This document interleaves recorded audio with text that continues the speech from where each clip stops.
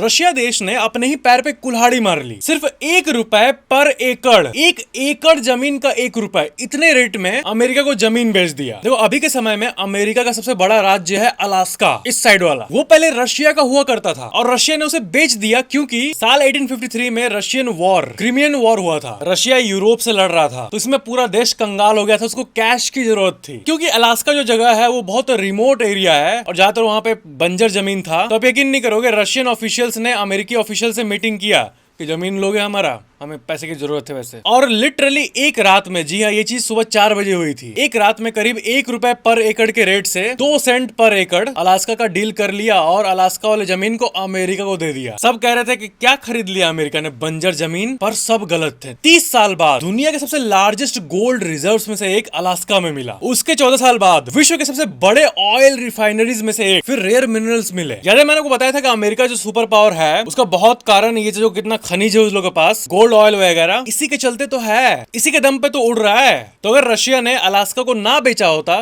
तो शायद Russia America से बड़ा सुपर पावर होता अभी। क्योंकि माना कि उस टाइम वॉर के चलते पैसा कम था, लेकिन जमीन का तेल तो कभी ना कभी तो डिस्कवर हो ही जाना था ना, बस वक्त की बात थी, है ना। एक फ्रोजन वेस्ट लैंड, फालतू लैंड जैकपॉट निकल गया। बहुत लोग अलास्का का साइज का आइडिया लेना चाहते होंगे, तो देखो हमारा जो पूरा उत्तर प्रदेश का स्टेट है ना, उसको लो और उसको इंटू 7 कर दो, उतना बड़ा एरिया है अलास्का का, 1 रुपए पर एकड़ के रेट में। लाइक सब्सक्राइब जरूर करना।